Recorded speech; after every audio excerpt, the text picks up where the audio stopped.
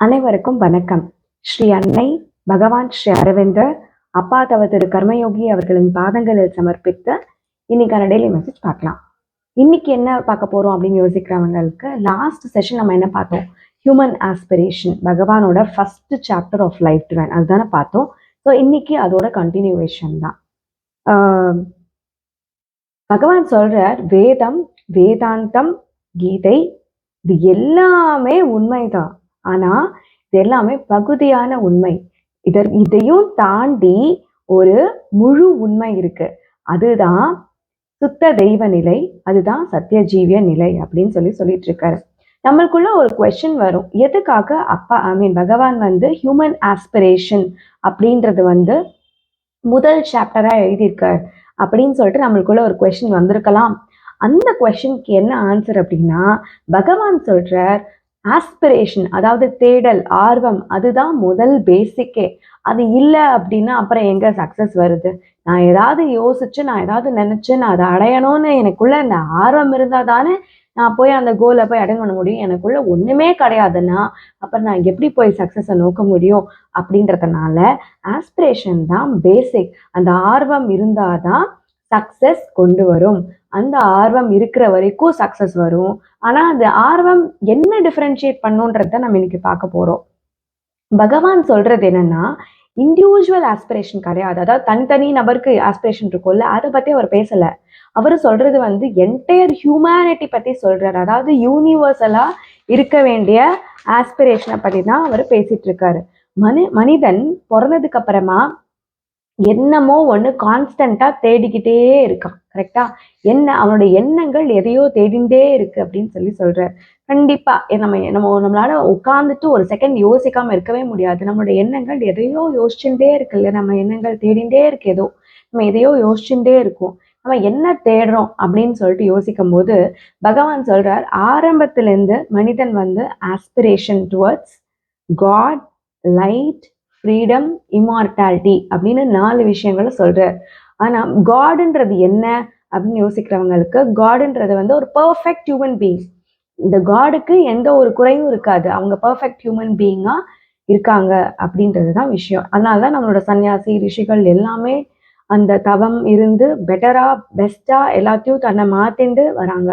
2வது விஷயம் லைட். என்ன லைட் தேடுறான் அப்படின்னு கேட்கிறவங்களுக்கு, நாலேஜ் ஃபார் ரிமூவிங் டார்க்னஸ். அவனுக்கு இருக்கிற இருளெல்லாம் ரிமூவ் பண்ணக்கூடிய ஒரு அறிவை லைட் மூலயமா தேடுறான்றது தான் உண்மை. 3வது விஷயம் ஃப்ரீடம் தேடுறான். எதுல இருந்து ஃப்ரீடம் தேடுறான்? அவனுக்கு இருக்கிற அந்த லோவர் குணங்கள், அதாவது லோவர் நேச்சரான அந்த குணங்கள், அது மேபி எரிச்சலா இருக்கலாம், இல்ல பொய்மையா இருக்கலாம். இதிலிருந்து விடுதலை வேணும் அப்படின்றத அவன் தேடுறான். 4வது விஷயம், ரொம்ப முக்கியமான விஷயம், இம்மார்டாலிட்டி தேடுறான். எதனால அப்படின்னு கேட்டா, மரணத்திலேருந்து அவனுக்கு விடுதலை வேணும் அப்படின்றதுனால அவன் இம்மார்டாலிட்டி தேடுறான். ஸோ இந்த தேடல் நடந்துகிட்டே இருக்கு. இந்த ஆஸ்பிரேஷன் இருந்தாதான், அந்த ஆர்வம் அது இருந்தாதான் இது எல்லாமே அடைய முடியும் அப்படின்றதுதான் உண்மை. அது நம்மளுக்கு தெரியும். இந்த ஆஸ்பிரேஷன் தான் நிலையான முடிவு, நிலையான சக்சஸ், நிலையான வெற்றியை கொண்டு வர முடியும் அப்படின்னு சொல்லிட்டு பகவான் சொல்றார். மனிதன் ஒவ்வொருத்தருக்கும்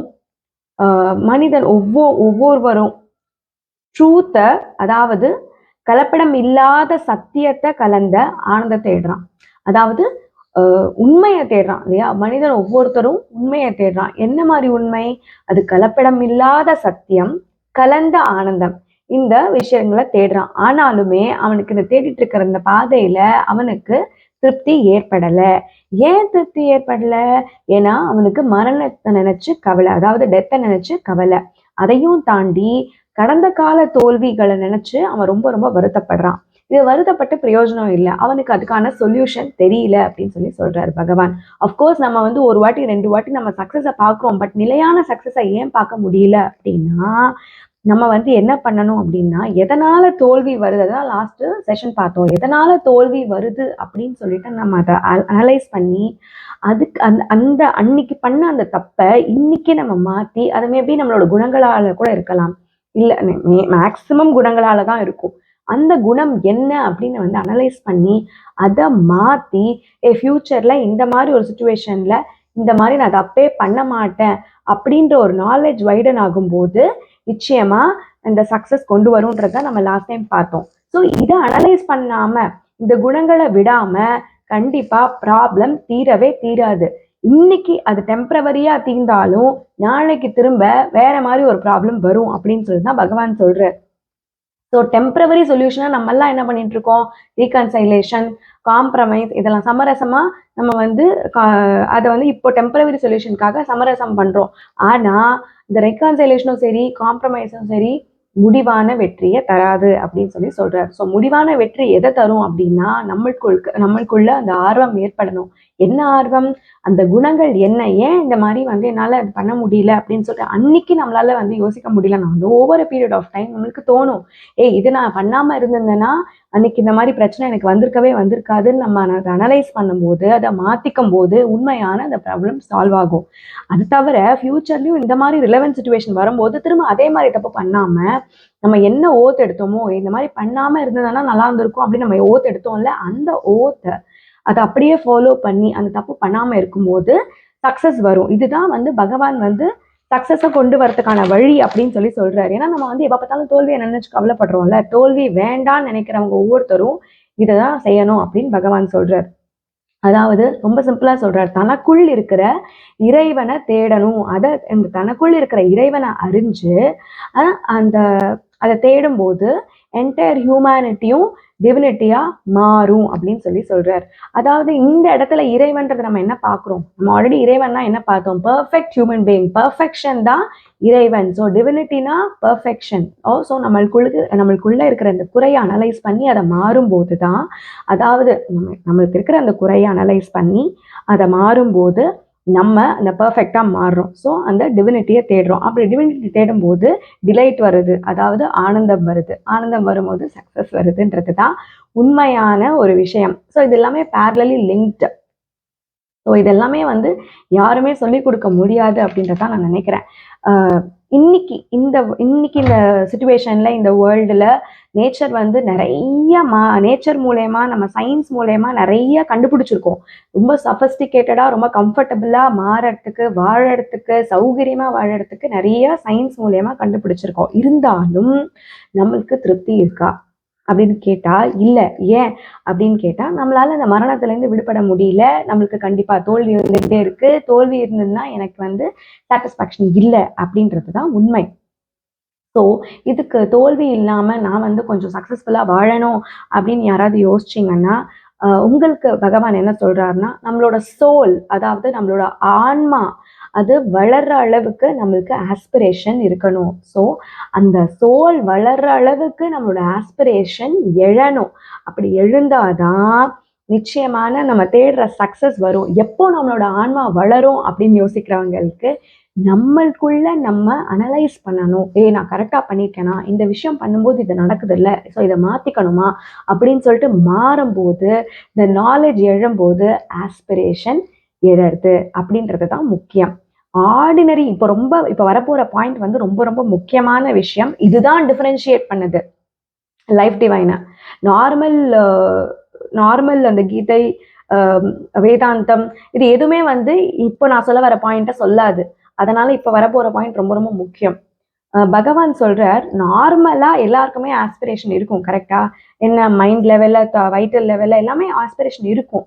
பட் இந்த ஆஸ்பிரேஷன் எப்போ சக்சஸ்ஃபுல்லா மாறும், எனக்கு சக்சஸ் மட்டும்தான்ப்பா வேணும் அப்படின்னு கேட்கிறவங்களுக்கு ரொம்ப முக்கியமான ஒரு விஷயம் சொல்லித்தராரு. அந்த ஆஸ்பிரேஷன் பியூரா மாறணும். உங்களுக்கு இருக்கிற அந்த ஆர்வம் சக்சஸை கொண்டு வரணும் அப்படின்னா அது பியூர் ஆஸ்பிரேஷனா மாறணும். ஓகேவா? அந்த பியூர் ஆஸ்பிரேஷனா எப்படி மாற முடியும் அப்படின்னு கேட்குறவங்களுக்கு, மைண்ட், வைட்டல், ஃபிசிக்கல், மென்டல், அந்த அளவுக்கு 4 லெவல்லையுமே ஆஸ்பிரேஷன், அந்த ஆர்வம் ஃபுல்லா வந்து அந்த ஆர்வத்தை நம்ம கான்சென்ட்ரேட் பண்ணும்போது, இந்த கான்சென்ட்ரேட்ன்றது ரொம்ப ரொம்ப இம்பார்ட்டன்ட். இந்த ஆர்வத்தை நம்ம மதர் கிட்ட கான்சென்ட்ரேட் பண்ணும்போது விஷயங்கள் சக்சஸ் ஆகுது. அது என்ன கான்சென்ட்ரேட் பண்ணா உடனே சக்சஸ் ஆயிடுமா அப்படின்னு யாருக்காவது கொஸ்டின் இருந்ததுன்னா, கான்சென்ட்ரேட் பண்ணா அந்த பியூர் ஆஸ்பிரேஷன்ன்றது வந்து விதையா மாறுது. விதைனா சீடு இல்லையா? ஸோ அந்த சீடு இன்டர்ன் எப்படி அந்த பிளான்ட்டா மாறுது அப்படின்னா, அந்த ஆஸ்பிரேஷன் கான்சென்ட்ரேட் ஆகும்போது என்னோட ஈகோ கிளாஷ் ஆகாது.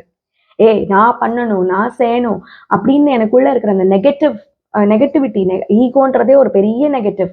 ஸோ அதனால தான் நிறைய சக்ஸஸ் தோல்வின்றது வந்து இருந்துகிட்டே மாறினே இருக்கு. ஸோ உங்களுக்கு கண்டிப்பாக சக்ஸஸ் வேணும் அப்படின்றவங்களுக்கு அந்த ஆஸ்பிரேஷன் பியூராக மாறணும். எப்படி பியூராக மாற முடியும் அப்படின்னு கேட்குறவங்களுக்கு அது கம்ப்ளீட்டாக மதர் கிட்ட சரண்டர் பண்ணும்போது, ஐ மீன் கான்சென்ட்ரேட் பண்ணும்போது, சமர்ப்பணம் பண்ணும்போது, மதர் இந்த விஷயத்தை நீங்கள் பார்த்துக்கோங்கன்னு ஒப்படைக்கும் போது நம்ம வந்து நம்மளோட டிவைன் வில் தான் ஆக்ட் ஆகும். நம்மளோட தாட் நேச்சுரலி அங்கே ஆக்ட் ஆகாது.